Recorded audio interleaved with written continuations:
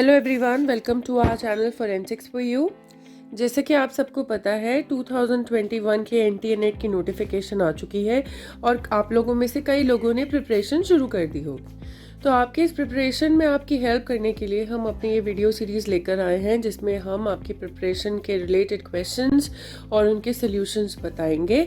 और आज का जो हमारा टॉपिक है वो है क्वेश्चन डॉक्यूमेंट, जिसमें हम उससे रिलेटेड कुछ NTA-NET के क्वेश्चंस और उसकी एक्सप्लेनेशंस आपसे शेयर करेंगे।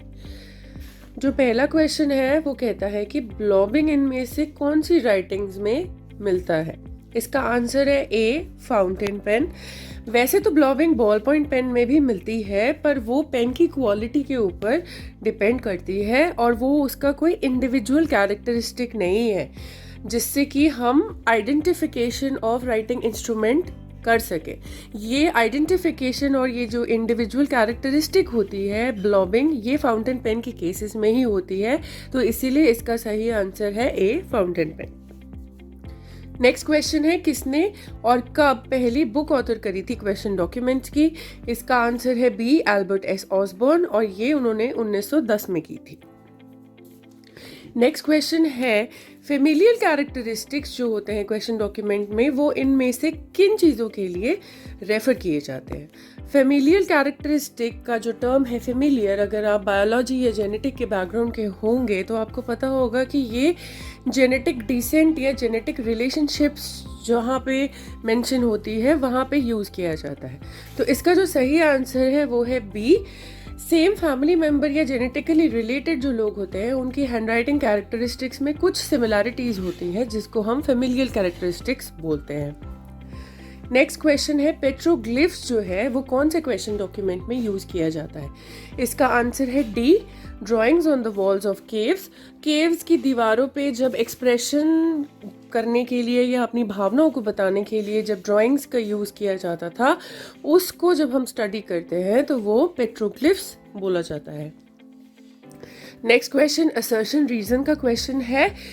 इसमें असर्शन कहता है कि कंपैरिजन पर्पस के लिए हम नॉन रिक्वेस्ट स्टैंडर्ड्स को ज़्यादा प्रेफर करते हैं, और इसका रीज़न कहा गया है कि ये इंटेंशनल डिस्गाइज से फ्री होते हैं। तो इसका आंसर है A, both A and R are correct, क्योंकि जब भी हम किसी की सुपरविजन या किसी की निगरानी के अंडर में कोई चीज़ लिखते हैं और हमें डर होता है कि हम किसी चीज़ के लिए पकड़े जाएंगे, तो हम कोशिश करते हैं कि हम जानबूझ के अपनी हैंडराइटिंग में कुछ वेरिएशंस लाएं, जिसको हम इंटेंटेड डिस्गाइज कहते हैं। पर जब हम नॉर्मल अपनी डे टू डे लाइफ में लिखते हैं, तब उस केस में हमारे हैंडराइटिंग के जो नेचुरल कैरेक्टरिस्टिक्स हैं वो उसमें एक्सप्रेस होते हैं और उसमें डिस्गाइज नहीं होता है। इसीलिए जब क्वेश्चन डॉक्यूमेंट की ऑथेंटिसिटी एंड ऑरिजिन को डिटर्मिन करने के लिए हमें कंपैरिजन स्टैंडर्ड्स चाहिए होते हैं, तो हम हमेशा प्रेफर करते हैं कि नॉन रिक्वेस्ट स्टैंडर्ड्स हम कंसिडर करें। नेक्स्ट क्वेश्चन भी असर्शन रीजन का है। इसमें कहा गया है कि दो लोगों की जो हैंडराइटिंग है वो सेम हो सकती है एक्सटेंडेड में, लेकिन दो लोगों के फिंगरप्रिंट सेम नहीं हो सकते हैं। और इसका रीज़न कहता है कि फिंगरप्रिंट्स जो है वो यूनिक होते हैं, पर हैंडराइटिंग जो है वो इंडिविजुअलिस्टिक नहीं होती है किसी पर्सन की। इसका जो आंसर है वो है C, both A and R are incorrect, क्योंकि हमें पता है कि दो लोगों की हैंडराइटिंग जो है वो कभी भी सेम नहीं हो सकती हैं। कुछ कैरेक्टरिस्टिक्स ज़रूर मैच कर सकते हैं, कुछ कैरेक्टरिस्टिक्स लग सकता है कि वो मैचिंग है, पर वो एग्जैक्टली सेम नहीं हो सकती है। और जो फिंगरप्रिंट है वो तो नहीं हो सकते हैं, पर इसका जो रीज़न है वो भी सही नहीं है, बिकॉज फिंगरप्रिंट्स यूनिक होते हैं तो साथ ही साथ हैंडराइटिंग भी यूनिक होती है। क्वेश्चन है, वो पूछता है कि इनमें से कौन से तरीके की सीक्रेट राइटिंग जो है वो हीट ट्रीटमेंट से डेसिफर नहीं होती है। इसका जो सही आंसर है वो है saliva, because lemon, onion and pineapple juice जो कि बायोलॉजिकली बोटानिकल सब्सटेंसेस होते हैं, उनको जब हीट अप्लाई करते हैं तो वो विजिबल हो जाते हैं, पर सलाइवा जो है वो हीट ट्रीटमेंट से विजिबल नहीं होता है। नेक्स्ट क्वेश्चन है कि किसी डॉक्यूमेंट के अंदर अगर कोई ऐसा एविडेंस है जो कि ये प्रूव करता है कि कोर्ट में दी हुई स्टेटमेंट्स सही है या नहीं, वो इनमें से कौन सा टाइप ऑफ एविडेंस होता है। इसका सही आंसर है डी, डायरेक्ट एविडेंस, क्योंकि वो डायरेक्टली किसी चीज को प्रूव कर रहा है। उस डॉक्यूमेंट के अंदर डायरेक्ट एविडेंस है कि कोई स्टेटमेंट ट्रू है या नहीं। नेक्स्ट क्वेश्चन है, कांस्टेंट पेन लिफ्ट कौन से केसेस में देखी जा सकती है? इसका आंसर है पुअर स्किल्ड राइटर्स। वो राइटर्स जिनकी स्किल पुअर है, जो या तो अनएजुकेटेड है या कम एजुकेटेड है, जिनकी राइटिंग प्रैक्टिस कम है, वो बार बार अपना पेन उठाएंगे और अपनी राइटिंग को जो है वो ठीक करने की कोशिश करेंगे, और इस वजह से कॉन्स्टेंटली उनकी हैंड राइटिंग में पेन लिफ्ट जो है हम देख सकते हैं।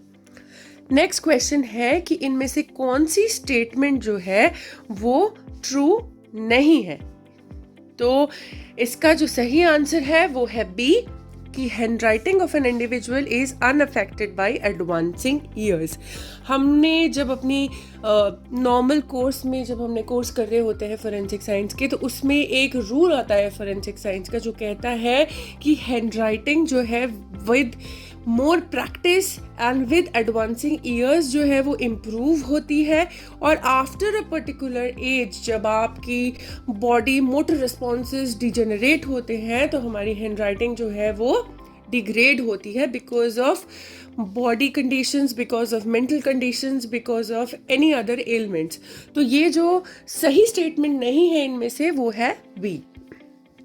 नेक्स्ट क्वेश्चन है कि अगर पुलिस रिटन सैंपल किसी सस्पेक्ट से लेते हैं तो वो इनमें से क्या कहलाते हैं? और इसका सही आंसर है बी, एग्जाम्पलर्स, जिसको हम स्पेसिमेन हैंड राइटिंग सैंपल्स भी कहते हैं, जो कि क्वेश्चन डॉक्यूमेंट के कंपैरिजन के लिए यूज होती। नेक्स्ट क्वेश्चन है, इनमें से कौन सा मेथड इंक की एज को डिटरमिन करने में हेल्प करता है डिग्रेडेशन ऑफ डाइज को ट्रैक करके? इसका सही एग्जाम्पल है laser desorption mass spectrometry. Next question है कि हैंडराइटिंग कंपैरिजन में जो टी क्रॉसेस होते हैं और आई और जे के जो डॉट्स होते हैं उनको क्या कहा जाता है? इसका सही आंसर है बी, डायक्राटिक साइंस। नेक्स्ट क्वेश्चन है, कौन से मेथड इनमें से कौन सा मेथड जो है वो नॉन डिस्ट्रक्टिव टेक्निक होता है इंक की आइडेंटिफिकेशन के लिए? इसका सही आंसर है डी, वीडियो स्पेक्ट्रल एनालिसिस, और जो इंस्ट्रूमेंट यूज किया जाता है उसको हम बोलते हैं VSC, जो कि 5000 और 8000 जो आजकल इंस्ट्रूमेंट का नंबर है या नाम है वो लैब्स में यूज होता है, VSC 5000 या VSC 8000। नेक्स्ट क्वेश्चन है, इनमें से कौन सा मेथड इंडेंटेड राइटिंग को रिवील करने के लिए यूज किया जाता है? इसका आंसर है ए, एस्डा या इलेक्ट्रोस्टैटिक डिटेक्शन अपैरेटस।